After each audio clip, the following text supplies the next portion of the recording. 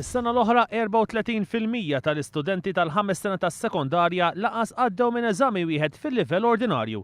Fl-istess ħin kważi 500 student laqas biss applikaw sabiex joqogħdu għal dawn l-eżamijiet. Dan qalu l-Ministru għall-Edukazzjoni Evarist Bartolo meta l-erba' filgħodu ġew diskussi l-estimi tal-budget tal-Ministeru tal-Edukazzjoni.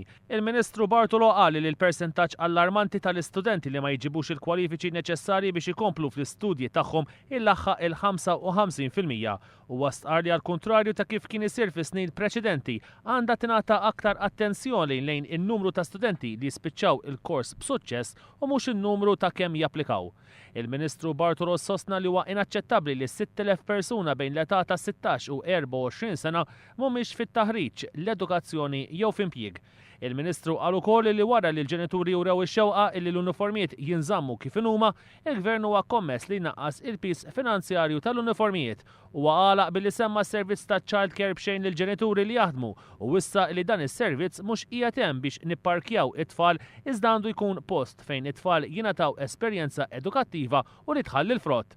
Intant is-Segretarju Parlamentari għar-Riċerka l-Innovazzjoni, iż-Żgħażagħ u l-Isport Stefan Bontempo waqt li kienet jitkellem fid-dibattitu dwar l-estimi tal-Ministeru għall-Edukazzjoni u x-xogħol ħabbar servizz ġdid, il-Youth Direct. Dan is-servizz se jkun immirat lejn iż-żgħażagħ tal-Kottonera u se jkun ibbażat fiċ-ċentru aċċess. Se jkun qed jgħin lil dawk iż-żgħażagħ li jkollhom bżonn ta' pariri dwar kif isibu xogħol u anke jiġu mejjuna biex ikabru il-ħiliet tagħhom. Dan is-servizz se jkun qed jikkumplementa l-garanzija għaż-żgħażagħ li qed jaħdem fuq għall-Gvern peress li din l-iskema hija l-bażi biex iż-żgħażagħ jibqgħu jistudjaw u jitħarġu jew inkella jkomplu bl-istudji tagħhom. Is-Segretarju Parlamentari Stefan Bontempo tkellem ukoll dwar is-servizz tal-Youth Help li se jkun qed jiġi mniedi f'Paċivil sabiex jgħin żgħażagħ li jsibu ruħhom f'diffikultajiet f'mumenti vulnerabbli. Rigward ir-riċerka u l-innovazzjoni, Stefan Bontempo qal li huwa inkoraġġanti li ażjendi Maltin qed jinvestu madwar 58 miljun euro fis-sena fir-riċerka u l-innovazzjoni.